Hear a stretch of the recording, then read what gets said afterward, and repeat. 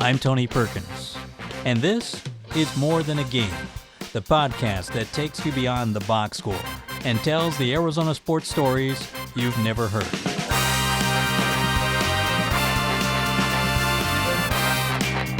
On this episode, how a baseball powerhouse passes from one generation to the next. But first, a look at a seismic shift in college sports. The NCAA enacted its name, image, and likeness policy 2 years ago.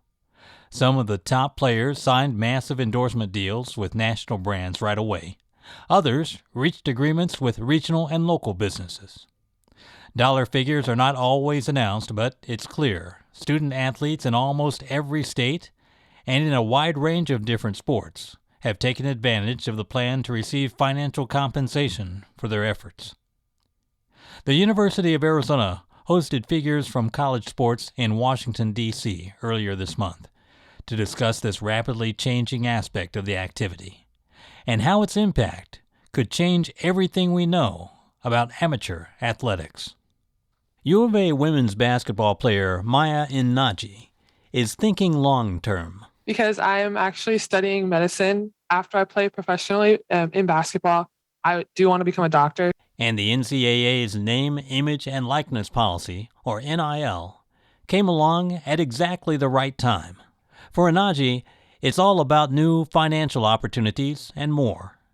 She's working with nonprofits in Tucson like food banks, and notes it's not all about increasing her personal profile. Having an opportunity to brand myself as a Black female athlete and be a role model to younger Black female athletes is huge. But when you hear university officials talk about what the policy's done to the college athletics world, you hear a litany of doom and gloom. And for U of A President Robert Robbins, that's just the start. I was talking last night, and what is the state of athletics? And to put it into a cardiac surgery term, I think we're in the ICU.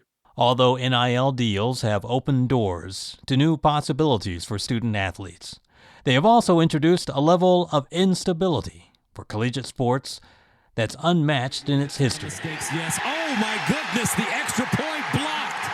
Picked up. Pat Fields. Part of the danger universities see is the rise of collectives. Those are organizations of business people and financial donors formerly kept at arm's length from athletics programs, now enabled to pool their resources and exert influence.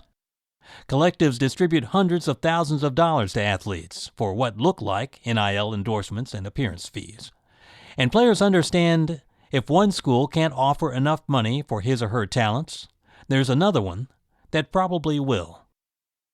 U of A football coach Jed Fish says it only makes economic sense for some or all of a school's top performers to consider transferring if they don't feel they're getting what they're worth. He compares the system to the NFL's salary cap strategy, except without the guardrails. So if we have 69 Power 5 teams that are working under 69 different caps, or uncapped, I should say, and then you're looking at a registry where players can look to see what somebody that they might deem not as good of a player as them at their position, and then could see a market value that one program denotes of 10x of what another program does. Why wouldn't you go in the portal? University of Missouri Athletics Director Desiree Reed-Francois explains it's hard to know where the policy's impact is headed. And you know what? Things that the conversations that we're having, because this is an evolution, are so much different than where we were not only 3 years ago, but even 6 months ago. Sports commentator Armin Katayan is among the observers predicting a reckoning that can be devastating for collegiate sports. This is it. This is an inflection point. You can call it chaos, you can call it turmoil, you can call it crosswinds. This is it. The mood of uncertainty has driven some athletics programs to relinquish their traditional conference memberships to join new alliances, searching for more exposure and lucrative TV deals. USC and UCLA will play their final seasons in the Pac-12 this year and move to the Big Ten Conference in 2024. It's a move affecting financial futures for both leagues. It's become serious enough for college presidents to go to Capitol Hill for help. Robbins and others want Congress to step in. South Carolina U.S. Senator Lindsey Graham introduced legislation for a federal clearinghouse regulating NIL deals. It would provide broad oversight over aspects ranging from endorsements to recruitment. The panel would also give agencies like the Department of Justice, the Federal Trade Commission, or state attorneys general information regarding any potential wrongdoing. Georgia Republican Representative Buddy Carter believes the policy's basic intent was sound, rewarding student athletes for their service to the institutions they attend. But so much has changed, and that, change is okay, but we just got to make sure we're not hurting it. with federal lawmakers divided on many key issues that don't involve sports, don't expect action to come from Washington anytime soon. Student athletes will continue to benefit financially from the new NIL frontier. Universities will face a landscape where boosters will more heavily influence the direction of their athletic signatures. And chaos might become the natural state of affairs for what we used to call amateur sports. Oh, it was a diving attempt, but Bobo couldn't bring it in, and that will do it. Arizona with a shocking upset here in Pasadena. Last episode, we introduced you to the coaching legend who helped build a baseball powerhouse just north of the border. But what happened to Nogales High's baseball team after Viejo Concanon retired? Katya Mendoza answers that question by exploring a pair of family ties as our series on Latinos and baseball continues.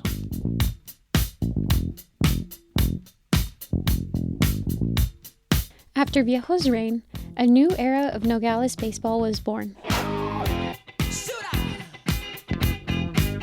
He was succeeded by Bob Young, who would lead the Apaches to 2 more state championships in 1976 and 1981. The program developed players, some of whose fathers had played for Viejo years before. Competition was growing fierce. Just a couple of hours east, another team was making a name for itself in the border town of Douglas. Their high school baseball program was coached by Manny Valenzuela, who led the Bulldogs to 2 state championship titles and a runner-up appearance. The schools would go head-to-head for the championship in 1981. You'll hear from players who remember that game later, but first we'll take a trip to Nogales' historic War Memorial Baseball Stadium. If you remember, my dad shared with us how big a deal it was to play at War Memorial. Built by veterans of the Second World War, former Apache David Oropesa and I try to figure out when it was officially built. I've been talking to the veterans of foreign wars for the last 10, 15 years and see if they had records of... He's the parks supervisor for the city of Nogales, and his office sits beneath the stadium. My dad did play baseball in the early 50s, and he was part of the 3 state championships for Nogales High School. René. You can find his name on the plaques commemorating each championship outside the stadium. Growing up, in my middle school years, summertime, my dad would take me down south to play with the older crowd. So as a young age, I experienced that, and I experienced playing with older people, older players. So that kind of molded me into who I was as a pitcher for Nogales High School. And I think that was the stepping stone to being who I was and I am today. He played against 19 and 20-something-year-olds in Hermosillo and Benjamin Hill in Sonora, Mexico. He wanted me to be competitive as well, and that was the only. And I think back in the days, I think that's what we used to do a lot, is just play whomever we wanted to play with, and you become a better player that way.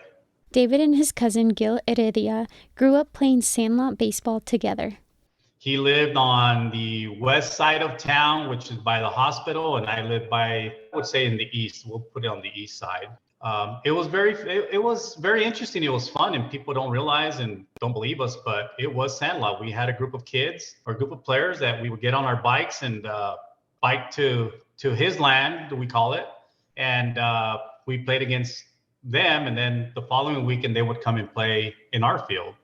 So we just made up fields as we went along. Playing with his cousin didn't stop there. We played through intramurals, middle school, high school, and we played 1 year in junior college with him, and then that's when we went our separate ways. The cousins played in the 1979 Babe Ruth World Series when they were young teens, Gil recalls. Junior high created some more competition with outside, Tucson area schools. By then I knew that it was a pretty cool game for me because I was pretty decent at it. When I started high school, my freshman year, I had an opportunity to play for the junior varsity team as a freshman. About halfway through the season, he was called up to varsity. I had a lot of learning experience there and had an opportunity to go to the state championship, which we ended up losing, but it was just great experience to be able to be part of that.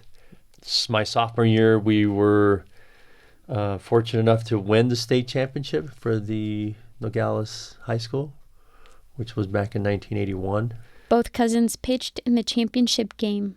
Gil was the starting pitcher. Yeah, we just played Douglas, and it was just a normal game, but we knew it was state, and we were just not confident, but we were very comfortable with ourselves playing ball because we played ball since young kids and everybody in our team.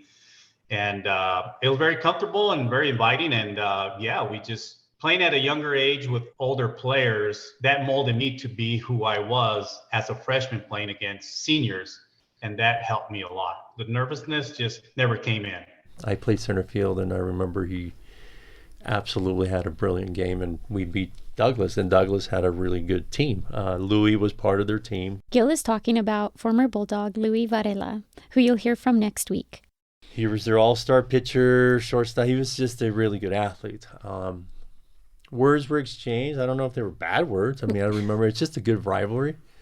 And it went back to football and basketball and all the sports that Douglas and Nogales had as far as the rivalry. David said that Coach Kincannon opened a lot of doors for a lot of people, helping turn Nogales into the baseball town that it is today. He says his former coach, Bob Young, and his coaching staff also knew what they were talking about. We had a lot of talent back in the days, and that helped quite a bit with just the intramural baseballs and the little leagues and everything else. I asked David why there's so much baseball talent in Nogales. Baseball in border towns, it will always be there. We are not a football, basketball, volleyball. Sorry to say, but for some it is, but it's just a baseball town. I mean, we don't have our 6'7", 6'9" football player linemen like any other place does.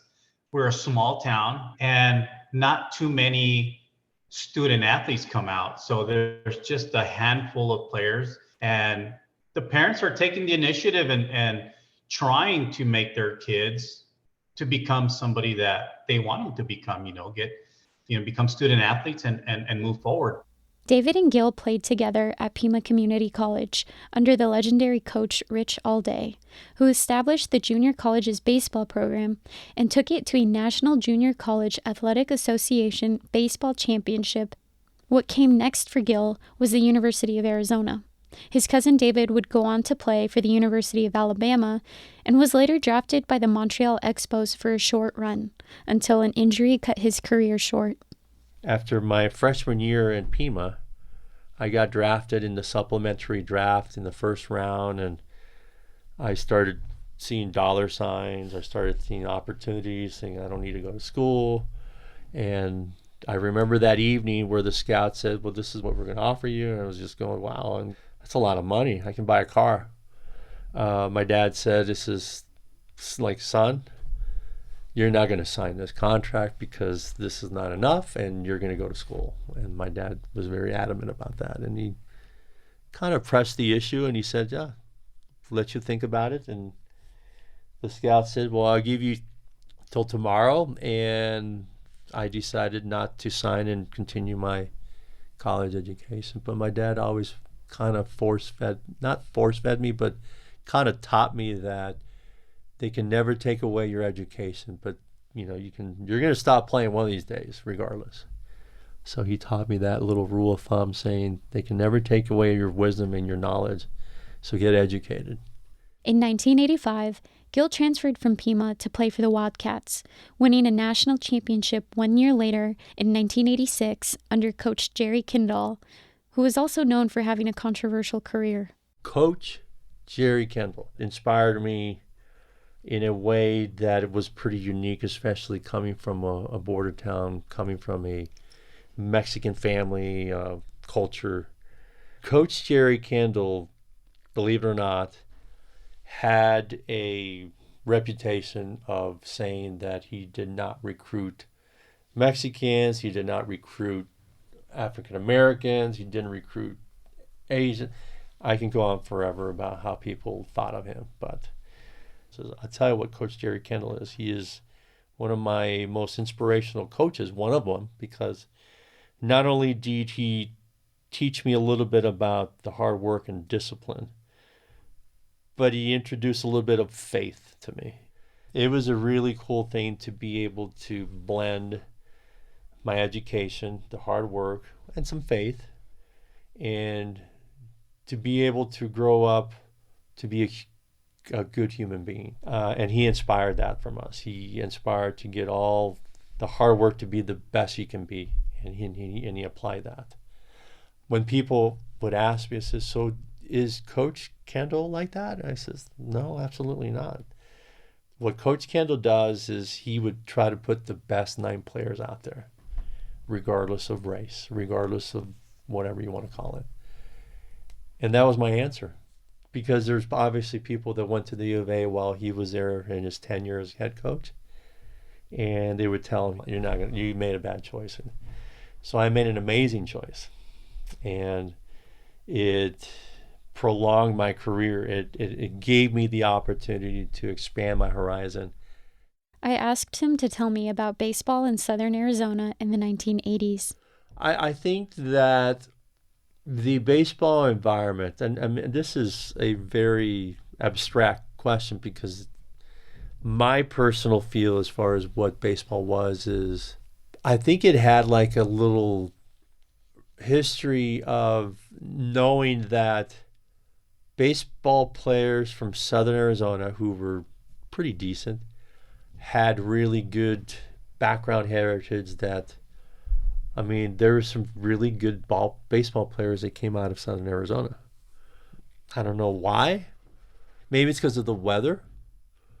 Because you don't hear anybody from Flagstaff over there or Northern Arizona. Gil had a long career.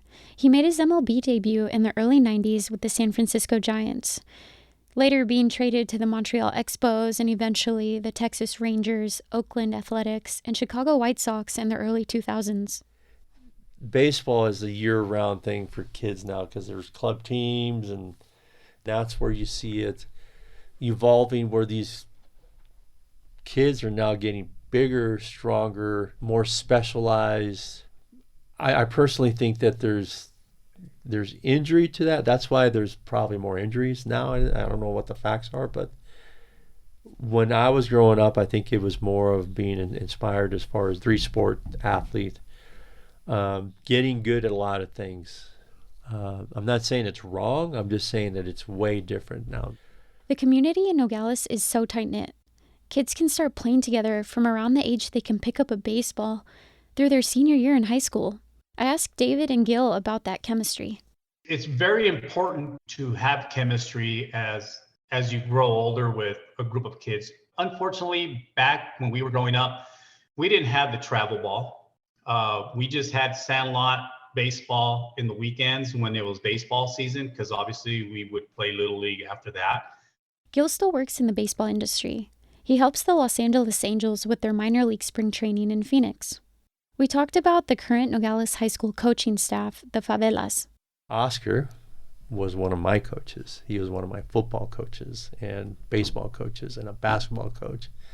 Oscar used to live in our neighborhood when we were small. And I remember that he was one of my early football coaches when I was a 7th grader playing tackle football for the first time. He used to have an old Chevy pickup, And we used to walk from Wade Carpenter Junior High all the way to the west side towards where the hospital is, St. Mary Hospital is, or I don't know what it's called now. And he always used to pick us up in his white Chevy truck, and we used to hop on, and saved us a mile and a half of walking.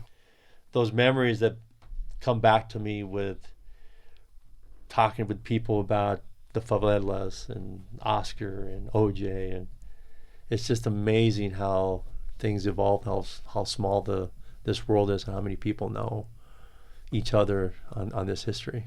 The favelas have a long history with the program too. Oscar played under Viejo and was a part of the 1965 championship team. He was also a part of the coaching staff under Bob Young for the 1981 team. The way his son OJ describes it, baseball is in their genes. My grandfather played at the U of A, went to war, came back, and then signed on with the St. Louis Cardinals and the Boston Red Sox. He was in their organization. So ever since I can remember, there's been a bat and a ball and glove involved somehow, some way in my life. His grandfather on his mother's side, Arnold Riesgo, was a Tucson high school grad and played for the University of Arizona in 1940, possibly alongside Viejo. It was said that he signed a pro ball contract in Pop McHale's living room in 1941. He also served in the U.S. Army during World War II before his decades-long career. In 2011, he was inducted into the Pima County Sports Hall of Fame. OJ attended Nogales High School between 1987 and 1991. He said he was an infielder. His dad, Oscar, who graduated back in 1967, said that he was coached by the Bachelier brothers. Remember the head coach who took over for Viejo in 1974? I spoke with the favelas in the press box at War Memorial Stadium as the team was warming up to play against Douglas. When I went to school, I had Johnny Glenn played. Remember the player Viejo took my dad's team to go watch at the U of A? He set all kinds of records in left-handed batter. I asked Oscar if he remembered coaching Gil. I remember coaching him. He was on my freshman team. I used to be the freshman coach. And we used to practice up at the old high school. And the varsity used to practice in this field over here. And I remember we started to practice early over there, and he would practice with us, and then he would get over here and practice with the varsity. Like he was just so determined, and he had a tremendous work ethic. Pretty much like a straight A student. I think he wanted to go into engineering. I interviewed the favelas at the beginning of this past season and asked OJ how the team was after losing 8 seniors, one of which was an MLB pick. They finished as state runners-up for the 2022 season, their 4th state title game in the last 6 years under OJ, as reported by All Sports. Last year's team was such a close-knit group that I think this year, at the beginning in the offseason, these guys were having a hard time because they wanted it to be the same as last year, and I told them it's never going to be the same. You know, you're going to have new kids come in, you have to adjust, and once the season starts, that's when the chemistry will start to build. It's hard to do it in the off season because you're not here every day, and you don't, it's not as structured. But we have the pieces. Obviously, we're off to a good start. Of the 2022 team, 5 seniors got scholarships and 1 was drafted. I asked him what his secret sauce was. I like to think that I'm a player's coach. I'm very approachable with the guys. I mean, obviously we have, discipline and structure, but at the same time, I want these guys to come out here and enjoy themselves. It's not a job at this point. We tell them in college, it's not a job. It's a job there. It's more, it becomes a lot more serious. The guys that want to go out and continue, they put the time in, and it's structured enough to where they're prepared to go to college, but at the same time here, I think it's 4 very special years of their life that it's all about, camaraderie and teamwork. It's not just baseball. It's overall, trying to prepare these guys to be better people and understand, what is life after baseball. Because even guys that go on to keep playing, eventually it's going to be over. I asked both favelas about how the program's reputation of success makes them feel. It's having a year-long program. That's the key. So when the season ends in May, we're involved in the Keno League up in Tucson. And then we're involved in constant tournaments. They get 2 months off, and then we start playing again tournaments. When I used to play, I played all 3 sports, And when we started playing baseball, everybody had a sore arm like the first week. And now they throw year round, so their arms are so much stronger and solid, and we don't have the problems that we used to have. I've always said that I'm just like the last step. I'm the head coach. I'm the last step. If these guys didn't have a foundation coming in from their T-ball coaches, obviously their family, right? Somebody has to push these guys in their family. There has to be some spark, some interest, right? And I think the program now is that there's so much success that now younger kids are saying, hey, I want to do this. So maybe we're getting more kids to play, but at the same time, Nogales has always had baseball players roll through here. So I've always said it's an honor because I'm the coach, I'm the last step. And when a kid gets a scholarship or we've won a state championship, the first thing I've told them is go back and thank all your coaches. Good coaches, bad coaches, everybody, you picked up something from somebody. Obviously if we had kids that got here and didn't know how to play baseball, we wouldn't be very good. So they're getting here and all we're doing is fine tuning and making adjustments and trying to build something as a team that we can continue to get kids to go on and play. Gil says OJ has done a tremendous job of coaching and staying competitive. Our Little League team, when I was 11 and 12 years old, there was a group of us that had a lot of talent. Picture a team that's 11 and 12 years old from Nogales, that they've never gone to a state tournament forever in the history of Nogales. And then being part of it when I was 11 and 12 to get to the state championship and lose when I was 11 and celebrate saying that was an amazing feat that Nogales did, to when I was 12 years old going back to the state and winning the state championship and becoming the first Little League team from Nogales to make it to the Western Regional. That was an amazing feat for us, and we were so proud. It wasn't just me. It wasn't just David. It wasn't Eduardo. It wasn't a lot. It was a combination of all 15 of us playing together that particular time and being successful because we were a team and we grew up together. That's exactly what the current or this past teams that Nogales has brought.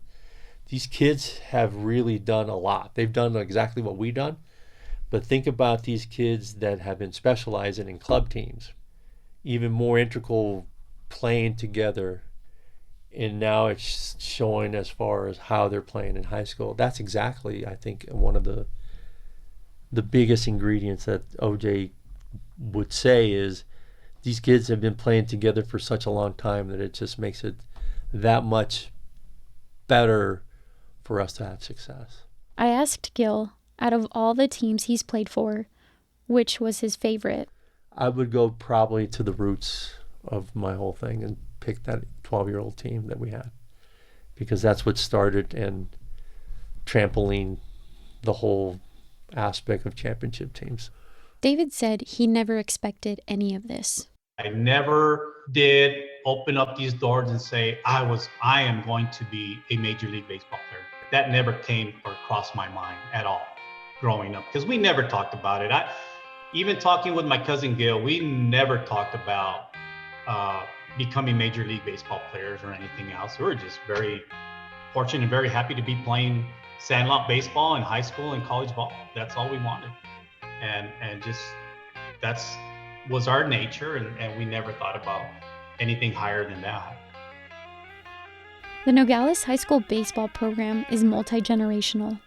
It has grown on top of a strong foundation and relationships from a tight-knit community. Its success continues to prove that to onlookers over and over again. The Apaches finished 25-8 this season. This year, a total of 5 seniors were offered college scholarships. The future is so bright. For More Than a Game, I'm Katia Mendoza.